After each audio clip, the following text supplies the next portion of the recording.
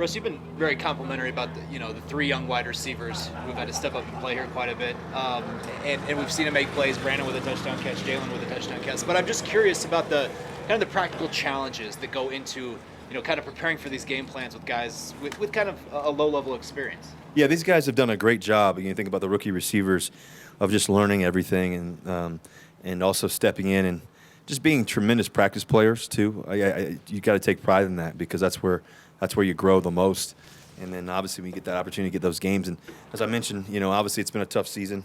We've missed a lot of our main guys. Obviously Tim Patrick and KJ and Jerry a couple games, and now Cortland, possibly. So, but I think the reality is that these guys have gotten great opportunities, and Montrell has stepped up in a big way for us. Brandon Johnson's getting his first touchdown pass. That was pretty cool. First touchdown catch. Jalen Virgil getting his first catch of his NFL career. So I believe in these guys, and I believe in them because of their work ethic, how they get here early, they leave late, they're focused, they ask great questions in the meetings, they sit in the front, and so they're going to have great careers, and it's because of their work ethic. This predates you, this 13-game losing streak to the Chiefs the Broncos are currently on. How much would it mean to end that and make this a rivalry again? Yeah, I think that this game of football is not necessarily all about the past; it's about the present. That's the great thing about the game. What can we do to go against a really good football team and go get a win at home for our fans and for our team? And it definitely matters to us, So we got to set the tone early and often. It's a 4-quarter game. We got to play all 4 quarters of it, and they do a really good job of making their plays and stuff like that. And so we have to do that too. Russ, what kind of relationship, if any, do you have with Patrick Mahomes, other than in passing? Do you know him at all? Yeah, I've got to know Patrick a little bit along the way. We've done a couple things together, this and that. And so, I love his demeanor. I love his energy. I love how obviously he makes great, spectacular plays. He's a great scrambler, can really do some special things. When he gets outside the pocket, he's got great players around him too that make some great plays, and Kelsey and other guys. So. Just love the competitor that he is. Russ, you've been the Walter Payton Man of the Year before. When you see Dalton Reisner get that nomination, just how proud of you of him, and what chance does he have, do you think, on a national level to win it as well? Well, we have so many guys in this locker room that do such amazing work. You go to the homeless shelter, you get to see guys, guys like Cush and guys like, Baron Browning. And then you get to see, Justin Simmons always doing special things, and Javonte the other night. But, an amazing leader that we have is in Dalton Reisner, and how he goes about his business and how he impacts the community, impacts the locker room, impacts everybody around him. He's a tremendous man, a person, teammate. He's everything you could ask for, and his faith is incredibly strong. He's not afraid to talk about it and speak about it and try to encourage people. He's a leader on our football team. And, I think that the fact that, he's our Walter Payton Man of the Year, he's got a great chance of hopefully winning the whole thing. I know how much it meant to me to be able to do that too. So, it's a special award. I think it's the best award in the game, and it's because, what you do in impacting people. And there's nobody that does it better than Dalton. And this team is really, really amazing at that in terms of the community.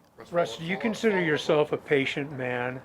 And what have you learned this year about patience?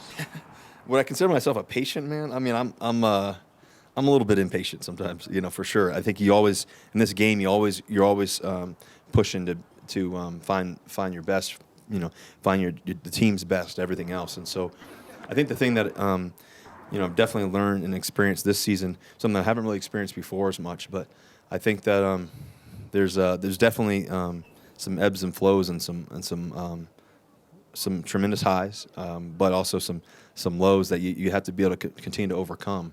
And I've experienced those throughout your career when you play. It's my 11th year. Throughout your career, you're going to have amazing highs. You're going to have some lows. But I think the best thing is how do you go about being consistent every day and being a professional at the highest level, no matter what the circumstances are.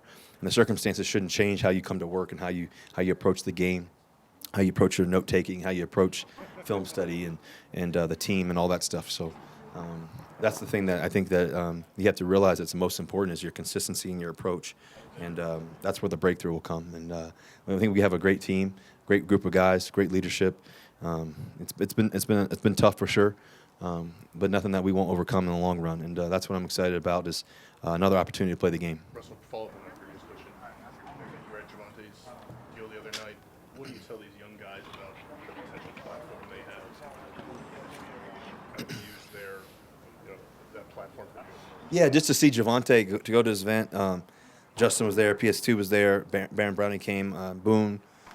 It was a great turnout. I mean, I think I go back to my first event thing, and we had a good amount of people, but I think that he definitely did an amazing job. I mean, just what he's able to do. I mean, just as you're doing these things, you kind of get excited for him, but you also know, okay, this is a journey, and you don't know where it's all going to go. And I think that he's done an amazing job at just even seeing the video that he had at his event.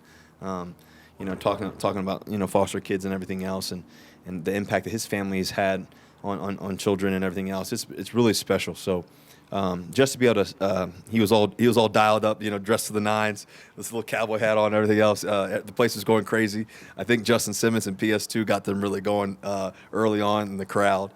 Their jerseys went for a lot. There's some great trips. I mean, just the things that they were able to do to raise money for kids, and it's about the youth, and I think they did a tremendous job. But I do think that, like I said, when we were talking earlier about the earlier question, I think that this team has tremendous leaders and people that want to impact the community, and it starts with the guys up top with Justin and Dalton and so many others. But I think the best thing these young guys can do is understand that this game gives you amazing opportunities to impact people, and that's what Javante's been doing. Hey, Russ, being committed to the journey here is long term, and given where you guys are at and all the young guys in the field, in terms of your game in particular, what have you sort of picked out that where you'd like to sort of keep working, or what do you specifically yourself want to? Yeah, I think the biggest thing is we're just trying to find more touchdowns. That's my focus. Doesn't matter how we get them, doesn't matter what we do, how we do it. We want to be able to give our team the best chance to win, and no matter what the score is, we got to find one more point than they do. And that's the name of the game, always has been, and that's what we have to do. Russ, you talked. Last one, Arnie. You talked earlier about consistency of effort and whatnot as you go through these tough times. But I'm wondering if you're at all. Is there a temptation to change things, to add, subtract your routine or anything else as you're trying to kind of snap out of this, spiral here? No, I'm not I think my routine I've built over, 11 years in my career. In terms of just how you go about it every day, what time you get here, what time I think that allows you to have confidence and to play with confidence and still not lose it, even in the midst of ebbs and flows. There's the baseball approach that some guys like to change their batting gloves or, change their cleats, and then there's some guys that, the next at bat. I know Todd Helton was a big superstitious guy. He always changes bat every other bat. For me, I've just always believed in consistency in your approach, and knowing that it's coming together, we're getting better. Doesn't always feel like it, but we played a great Ravens team, and we felt like we should have won that game. And so, like I've always said to you guys, it's always one or two plays. It's not 15 plays. It's one or two or three maybe at the max, and that's what we got to find. Is how do we capture those? Thank you very much. Thanks, Russ. Thank you guys, really appreciate it.